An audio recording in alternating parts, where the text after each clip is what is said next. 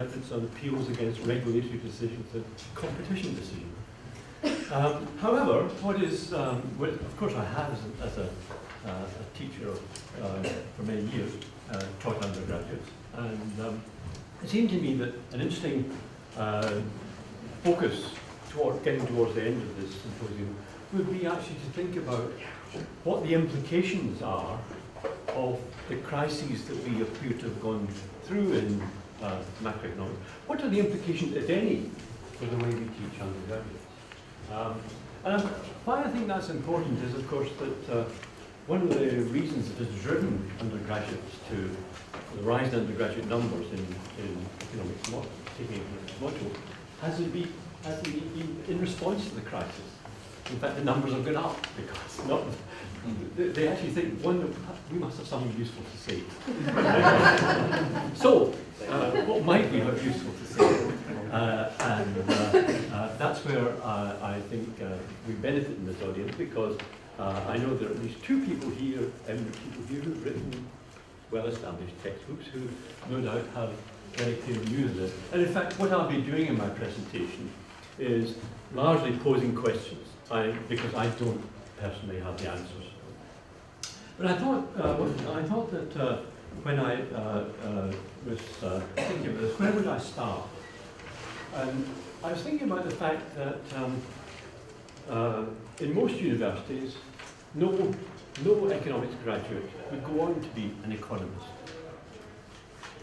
If you take Leeds Metropolitan, I imagine very few undergraduate economists with undergraduate degree in economics would go on to do economics. And even in the very best universities, there are a very small number of graduates who go on to do further training in economics and careers as professional economists. And so, what are we hoping to get and create in the undergraduate curriculum in terms of what is an economist? And this is where I thought,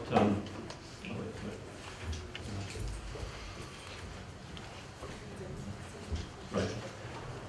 And I thought, well, what have we done in the past? Well, about 15 years ago, a panel of 19 heads of departments in the UK sat down and thought about what were the properties that constituted a graduate in economics. And they wrote it up in the form of a benchmarking statement, initially in 2000 and subsequently a revision in 2007. And they said, well, economics would be something that, what kind of understanding did you want to generate? Well, certainly we wanted to understand how resources were both generated and used. We wanted to know how households and firms behave and interact.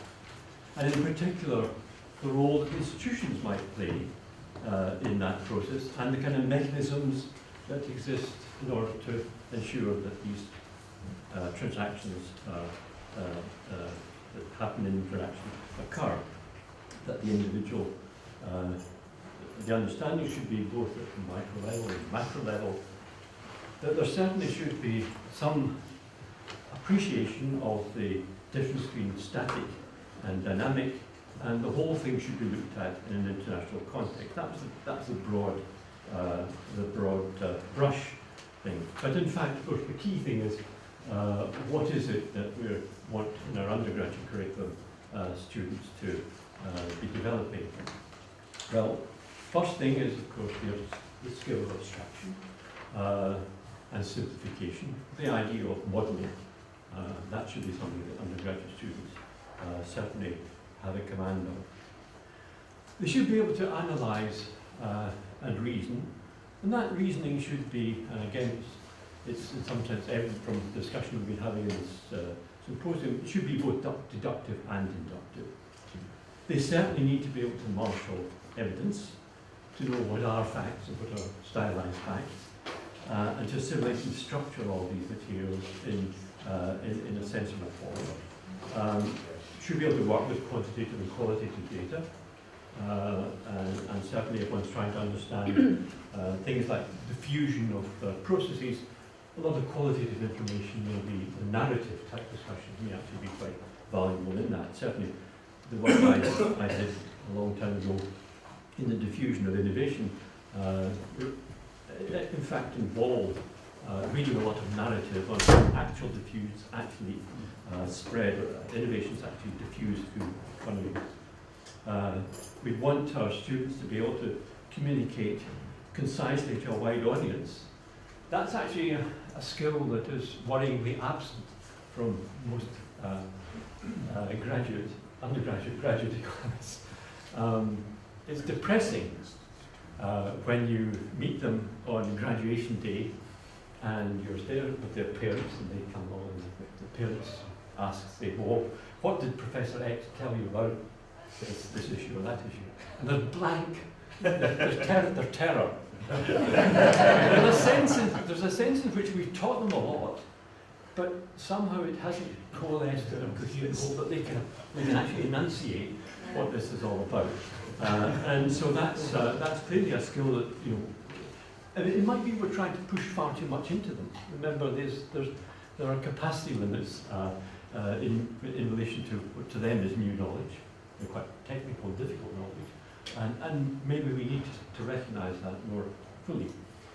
But clearly, what is important, what we certainly, the message we take away from the crisis is the need to think about the limits of analysis and to think of it in a broader, what I call socio-economic context. And of course, we know that's the way in which thinking economics is moving. And then, of course, we want to be able to draw policy inferences, to recognise the constraints on implementing policy, and to know something about how to evaluate the effectiveness of policy. So, what is it that the knowledge base that we will be looking for? Well, there's a microeconomic knowledge base, there's a macroeconomic knowledge base. These are the issues, of course. That's not curriculum, just issues that we seem to be relevant. We want them to know something about policy. We do want them to understand what is involved in the process of building models, the intellectual process in that, and to understand our different methodological modelling approaches. Crucial is an understanding of the sources and uses of economic data, and then of course there will be subject specialisms. So with that as the kind of overall map of what we're hoping will be a feature of a graduate economist, I then face the question, well, so what's the macro we need to be teaching them? And this is where what I'm going to do is just actually pose a series of questions to you for discussion. First of all, there's the issue of what I'll call the big picture.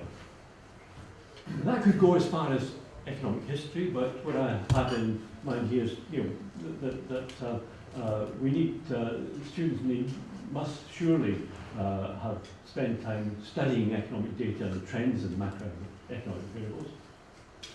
To what extent and at what rate do they need to understand the data? I can recall as a first-year undergraduate being put to sleep by national income accounting. It almost turned me into a geographer. But you know, fortunately, something saved me. So there is an issue. These are clearly crucial. I mean, you can't really be a sensible economist if you don't understand the key variables we deal with and the way they're measured, the problems involved in measuring them, and so on. So that at some point in the process of teaching them, we'll need to teach them how to read a set of national income accounts. I always remember being amazed by the way in which Professor Redaway at Cambridge used to be able to find the tiniest error in emission in this whole set of national income accounts. It's a kind of astonishing skill. Anyway, so much for that. But so students do need to know is the question is at what stage in building up their empirical knowledge is it best delivered? And that's a question that's my first question.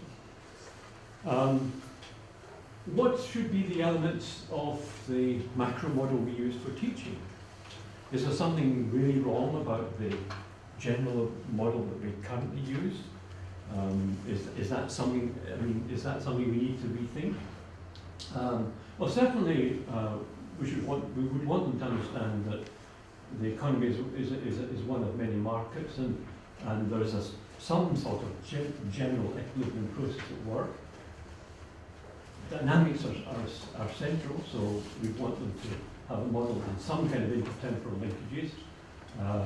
It should incorporate real sectors, and of course, as we now know, in a much richer fashion, financial sectors, so asset markets and banking systems should be open, because we are, on the whole, we're in we have to think about our economy in relation to other economies. And crucial, as we've discovered from the events of the last 5 years or so, we need to take full account of informational issues, expectations to learning. And so the issue is, well, these are all things we'd love students to have, and we'd hope that they would be in the process. How should we best construct that? Okay. So we need a suitable model that will analyse and study the short term and medium terms, because that's where all of the policy action is. The students, when they come in, it's the policy questions that most interest them.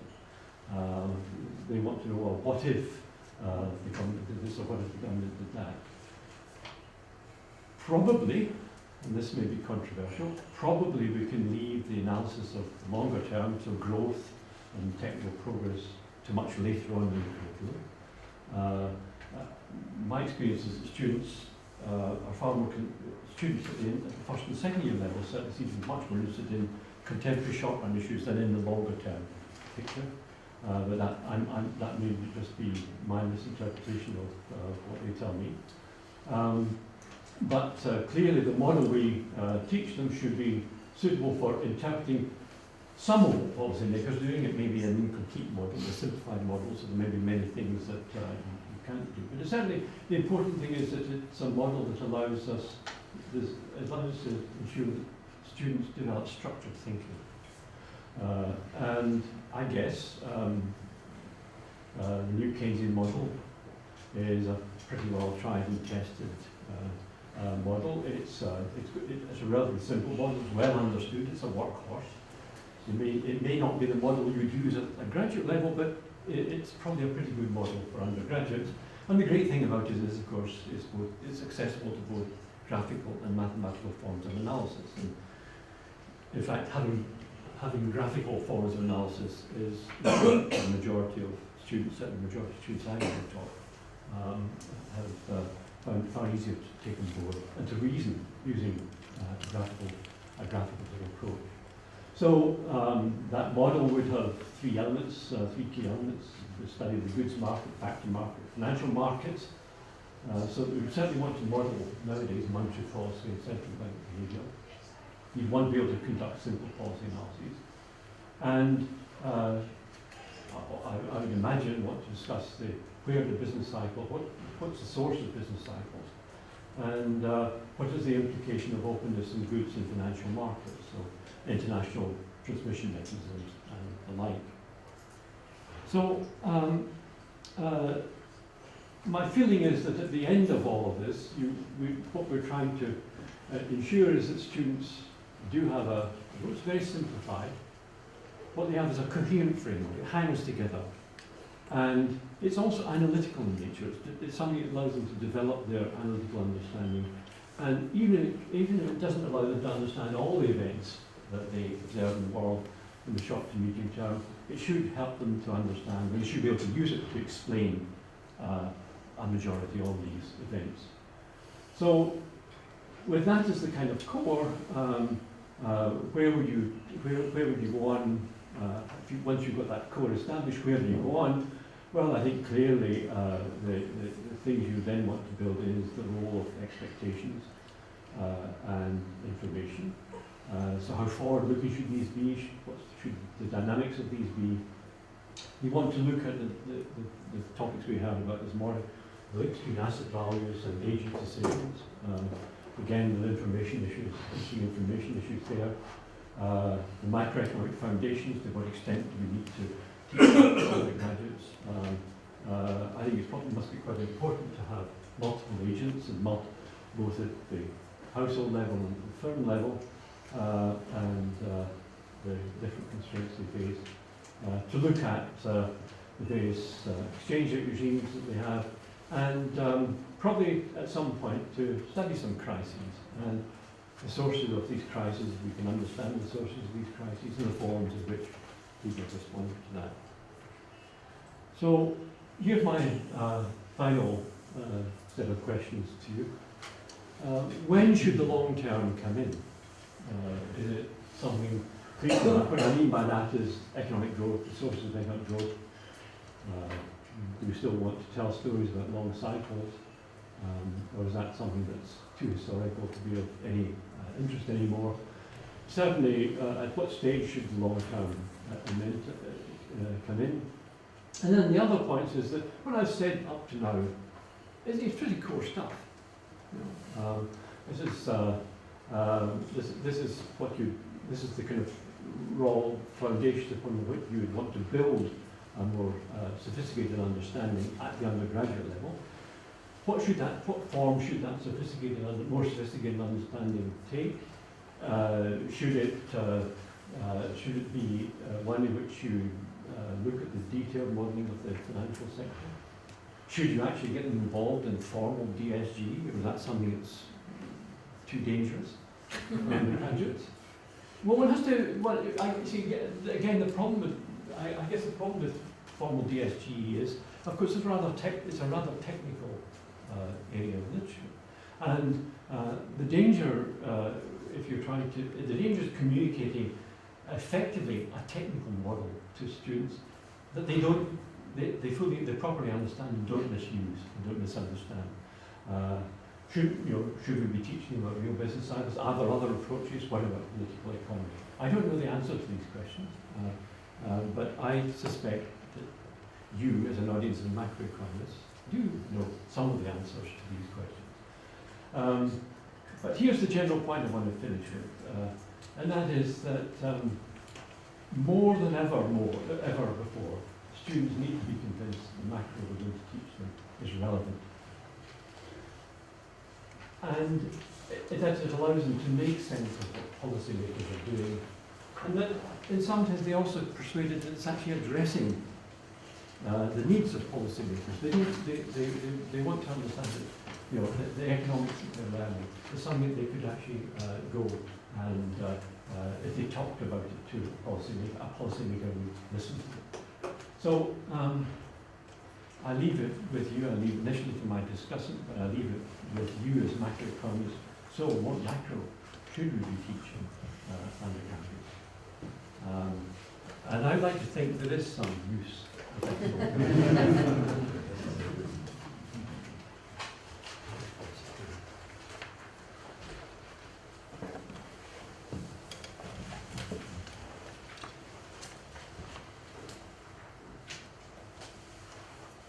Okay, right.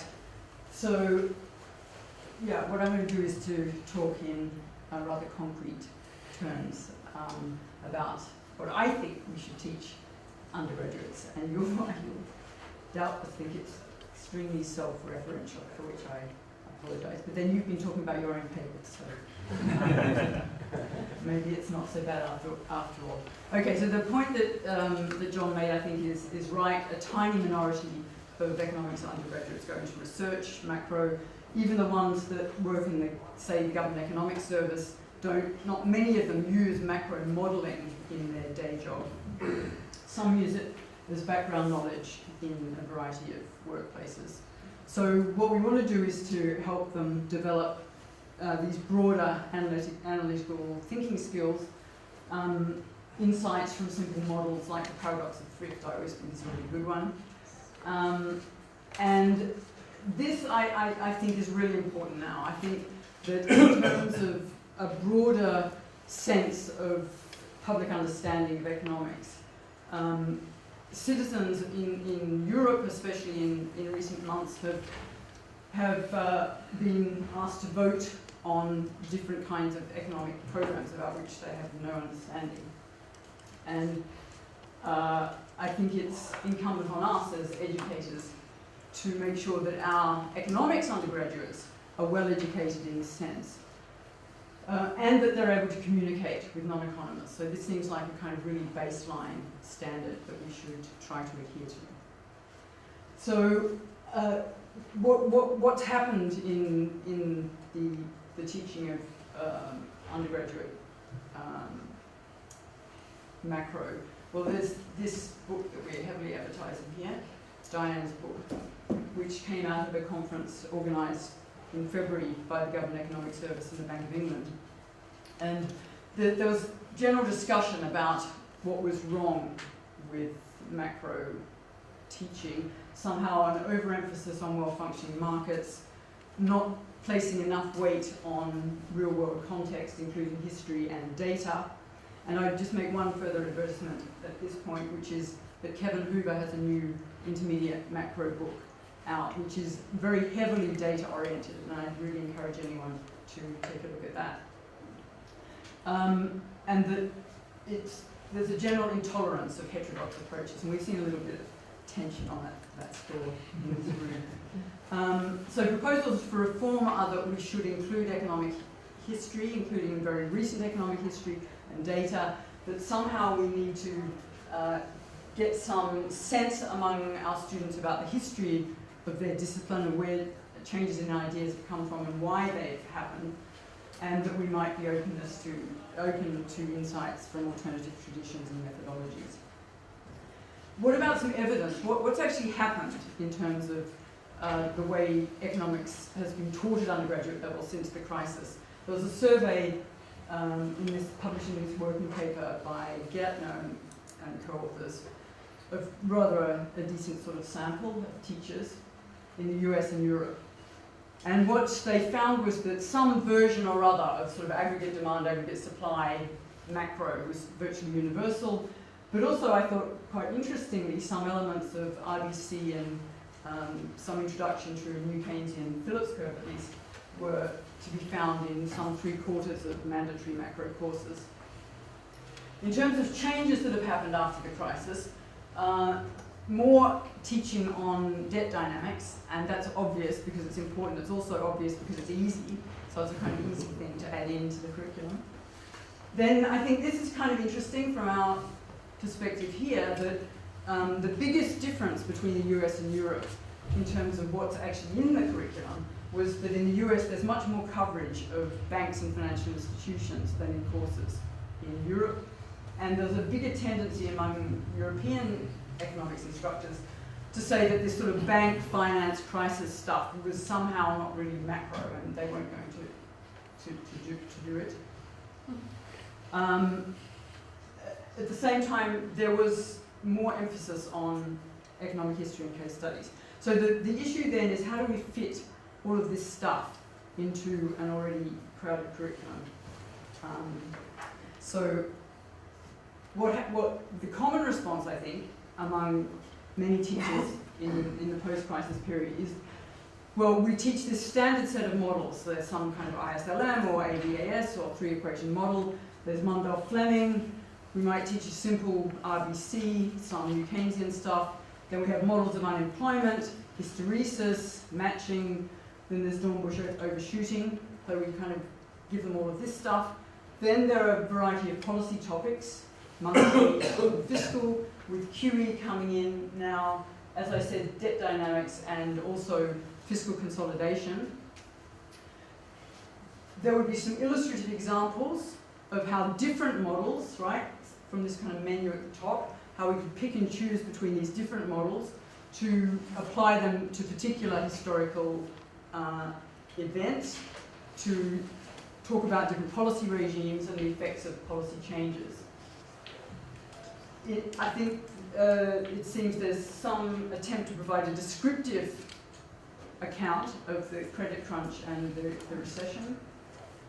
And then people would sort of say, it's not that adequate, and maybe we should be thinking about alternative models in 10 years there'll be another model that you can put into your curriculum, showing how complexity and networks can eliminate these problems. And the students are thinking, all right, 10 years, this is... Okay, so a different response is, this is the self-advertisement, is to, I just thought it was good to be concrete, just to kind of lay out one way that you might respond to the challenges that we now face. So, and I'm doing it in a book that will come out next year, I hope. And the idea is to build a single integrated model, or framework is better than model, that's fit for purpose. And to show here that I have some form, right, which is 2 previous attempts in this direction. One published in 1990, macroeconomic. This is with David Soskis, by the way. He should be implicated. And there, the big focus was on the supply side and especially imperfections in the labour market, and that was motivated by the need to address the stagflation of the 1970s and 80s. Then in 2006, we came back again, wrote a new book, and said what we now need is a framework with which we can understand the new inflation targeting regimes.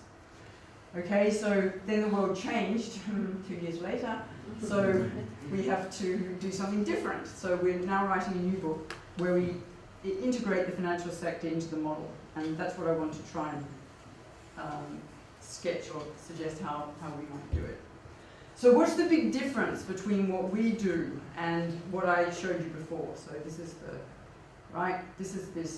what I think is more usually what people do, and this is what we do. So what's the big difference? What we're trying to do is to have a unified framework to give to undergraduate students that will help them to think about how the economy works, both in good times as well as in bad times. In other words, they don't need to go and find different models to deal with the pathologies, right? A different model to deal with high unemployment, a different model to deal with stagflation, something to deal with depression, something to deal with asset price bubbles. They should be able to fit those things into one framework. So the general case is a model that's not self-stabilizing, so we have to have a policy maker. That's going to be central to our broad framework. When it is stable at the constant inflation equilibrium, so the policymakers done their job, and momentarily we're there, then there's involuntary unemployment and financial instability can arise. So that's going to be the kind of organising framework for this book. So if they've got this framework, then they can understand, we hope, in a simple way, the major business cycle events of the past century. They can also hopefully see how new economic theory and how new policy regimes have evolved in response to these events. So there's some talk this morning about this interaction, okay, so between the events and the models. So hopefully we can convey some of that to students. So the idea is that both economic history and the history of thought would be integrated into the core teaching, and that we'd also be able to include important cross-country differences in institutions that affect the way the macro economy works. Right, so if you're going to do this, then you have to make some decisions right at the beginning. You have to make some strategic decisions about how you're going to get on with the job, otherwise you'll never get through that sort of ambitious agenda. So we begin by having, well, we explicitly model the policymakers' objectives and the constraints they face. We have an imperfect competition in the product market because we want a model in which demand shocks matter.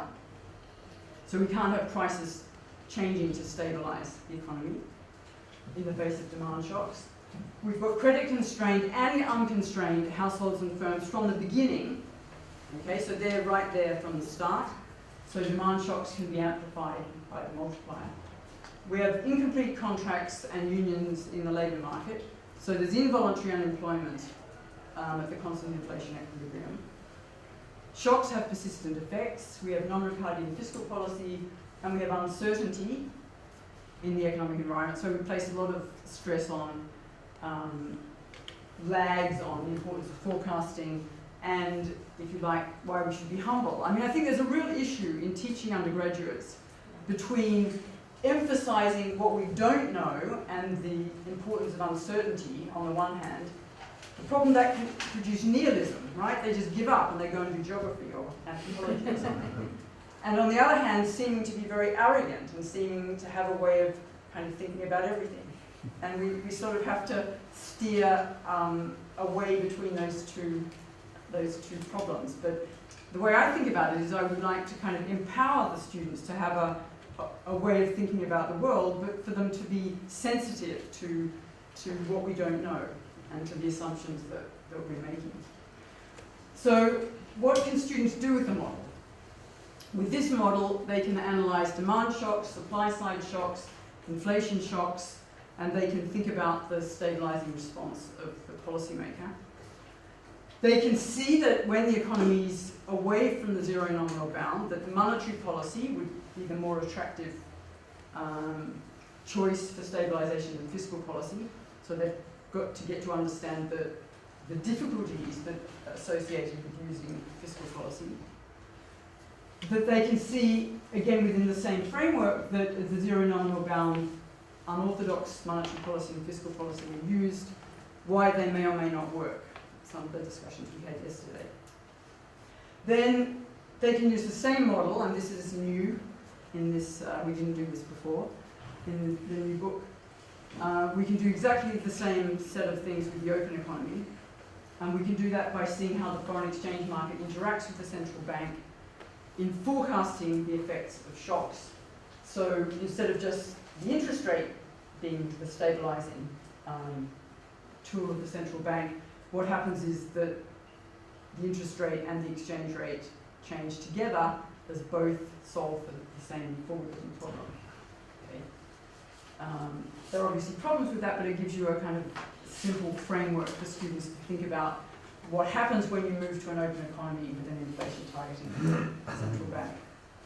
We use the same model to see how global imbalances are consistent with successful inflation targeting in two blocks.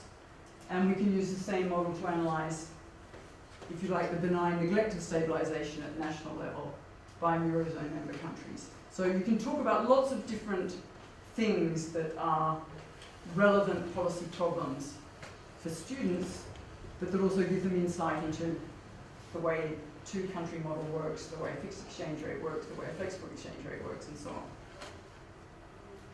So, the big challenge, of course, it was how to get the financial sector into the model.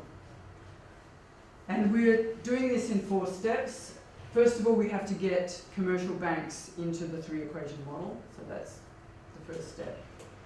The second step is to introduce highly leveraged financial institutions into that same model, and this is in the spirit of Shin and Giannakopoulos. And then the third step is to, okay, so we've now got a crisis. We've got a banking system, we've generated a crisis, so we've got the pre-crisis leverage cycle, we've got the crisis. And then the third step, we have to have a way of deepening the existing kind of basic model to deal with the consequences of a balance sheet recession. And that's in the spirit of Krugman-Egerton. And then that allows us in the 4th step to look at the implications for monetary and financial stability policy. So I just thought I'd do this a little bit concretely, instead of just hot air. You might not believe anything I'm telling you. So how do we actually get the banking system into the 3-equation model? So we have to be more sophisticated about the private sector. We have to distinguish now between borrowers and savers. And savers can do 3 things. They can hold deposits, they can hold bank shares. So what do they do with their savings? They hold deposits, bank shares, or government bonds. The aim always is just to find the absolutely simplest way of representing the additional complexity that we might get in. Okay, so that's what has to happen to the private sector. The banks, we have commercial banks that create commercial bank money, and that maximise their expected return from risky lending. They have to borrow money in the money market by the central bank. And that's what gives us the connection between the banking system, the lending behaviour in the economy, and the central bank's ability to choose the optimal response to whatever kind of macro shock comes along. So that's the three equation model, which I'm not going to, some of you have seen far too many of these pictures. So let me just show you how the banking system fits in. So this is the private sector in the three equation model. Output is determined by the IS equation, equilibrium output in the labour market. Okay, so that's pretty standard. The central bank optimizes in response to a shock and chooses the interest rate to get its desired output gap on the stabilization path. This is what happens when we add in the banking system.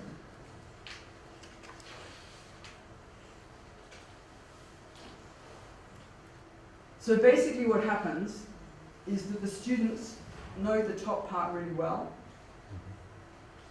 and then they have to see that the two circles, red circles, are just part of the macroeconomy they now need to understand. Okay, so they've got this well understood private sector, the IS, the PC and the MR, right? All of that they now know. We then bring in the commercial banks and look at the decisions of borrowers who borrow from the commercial banks to finance risky loans.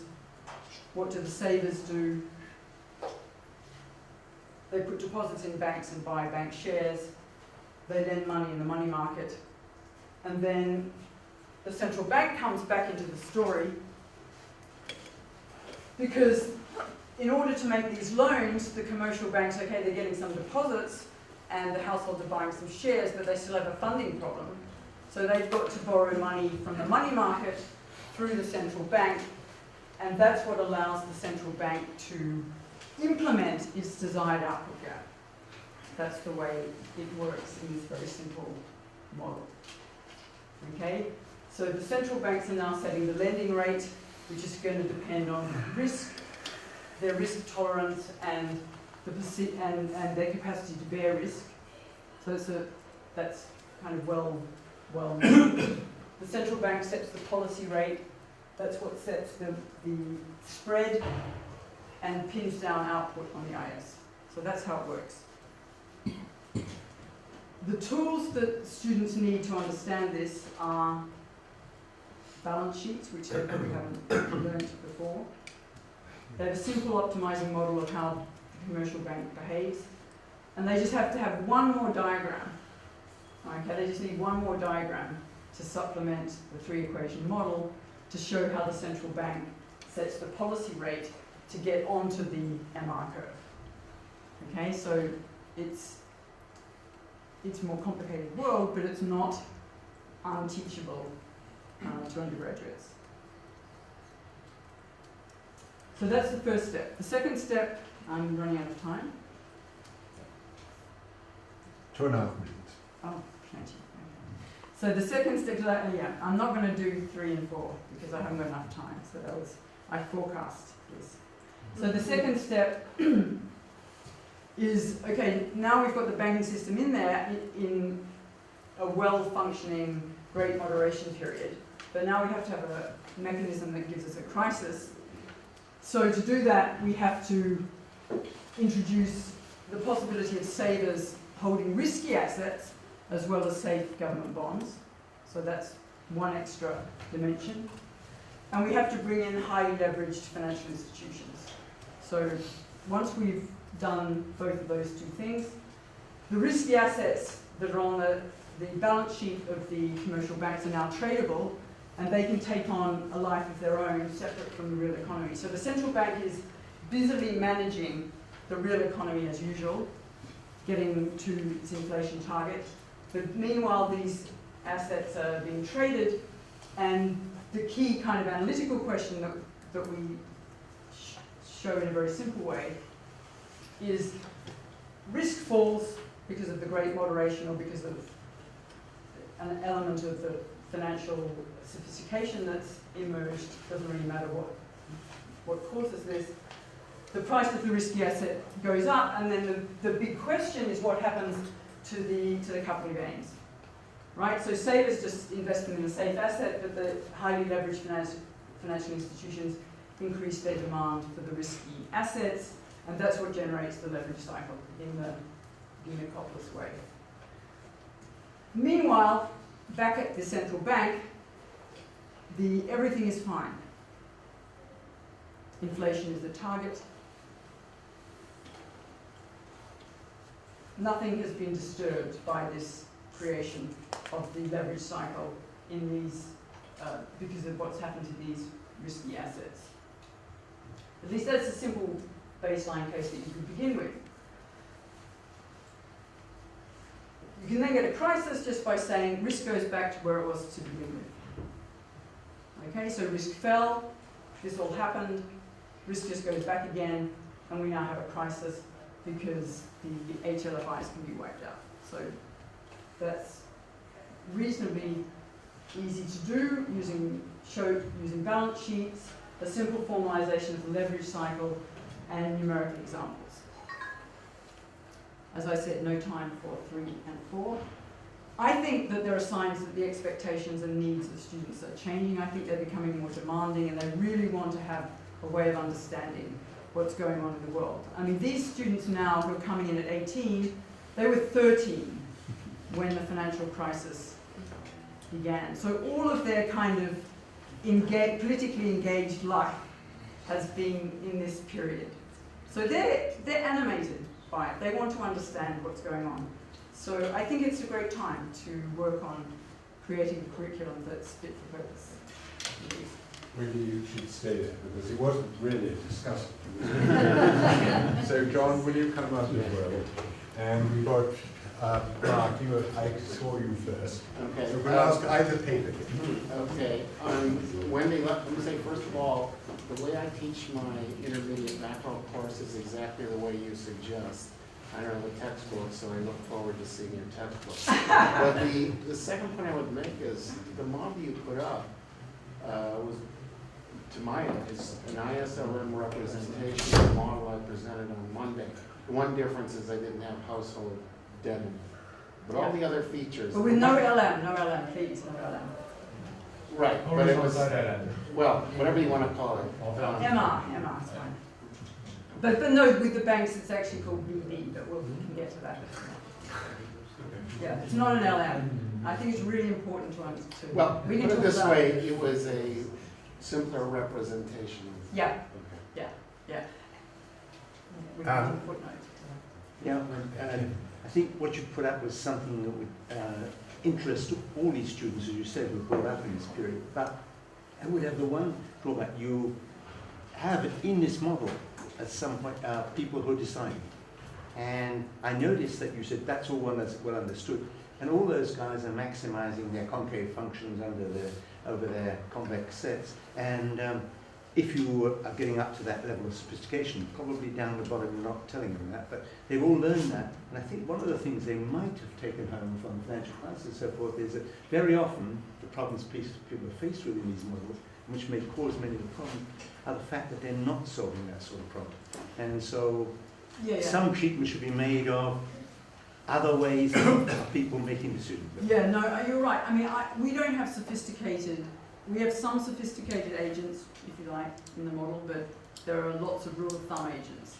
So in terms of price setting, wage setting, consumption behavior, these are not all highly sophisticated. But, all these people taught us for so many years. The policymakers are.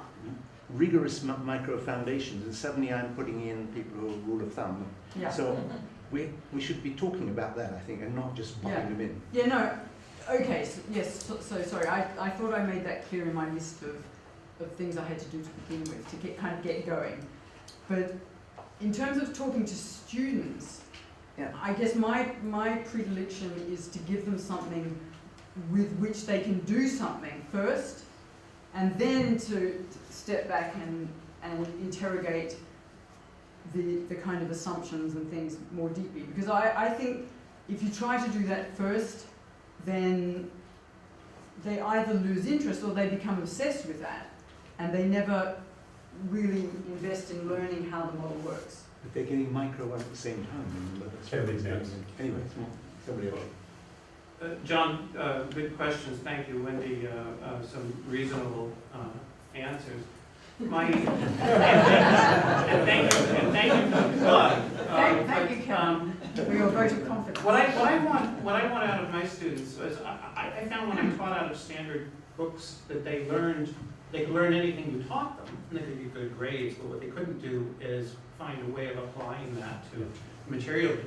So what I really, the kind of test for me is, can they read the Financial Times or the Wall Street Journal, where they're full of data, and the commentary, and then tell good stories about the data and analyze the commentary themselves. And I think part of what that requires us to do is not to sort of change our theory or our theoretical commitments, but to be careful in our pedagogy about the way that we present the models so that it is easy for them to make the models apply to the data as they find them. They don't find price levels, they find inflation rates. Exactly. They find growth rates, they don't find levels of GDP typically. So you need to make some adaptations in order to make that work. To answer John's question about some of the things you want to include, I would put growth in early because that's what data do. And the whole background is this growing data, so it's helpful to understand that. And finance has to be in there because that's where all the action is. And they won't understand the world that they want to understand unless you're saying something about finance.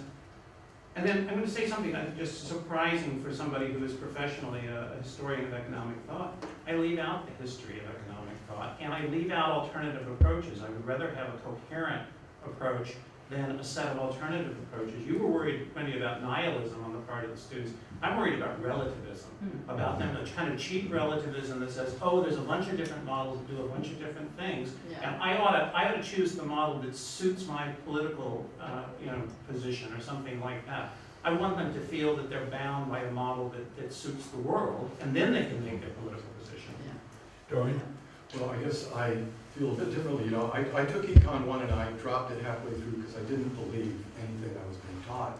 And I felt the course was intellectually dishonest in not presenting the facts or lack of facts behind the things I was being taught. And so it's kind of amplifying on Alan's remark. I just found it very alienating to feel like the wool was being pulled over my eyes. And I think when I pick up econ books, I still pretty much feel that way.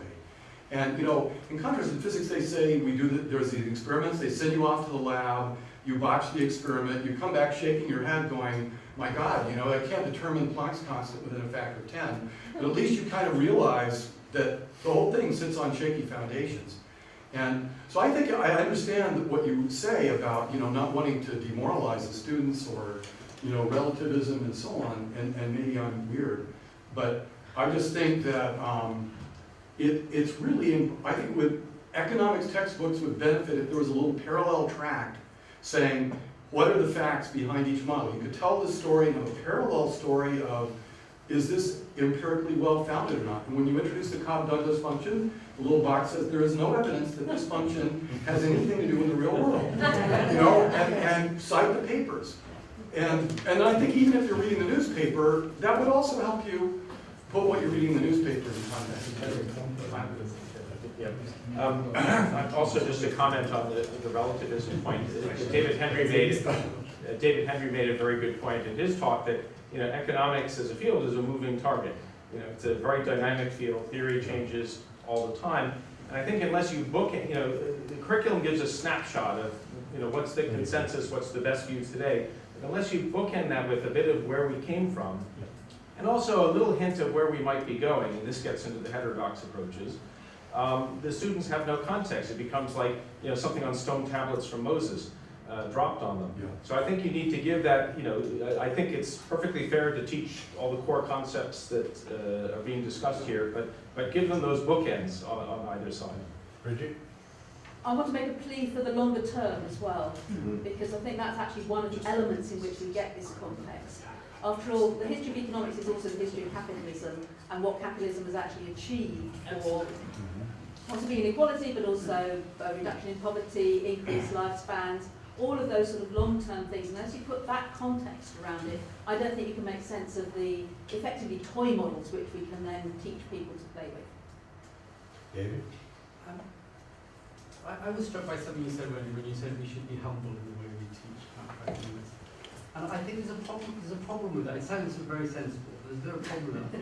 And I think there are different kinds of things that we're trying to teach in macroeconomics. And students at the beginning don't understand the different status of things that are being taught. So, there are some things that we shouldn't really be humble about. They've got to understand. Identities, national income accounting. There's no point in being humble about that. Right? No.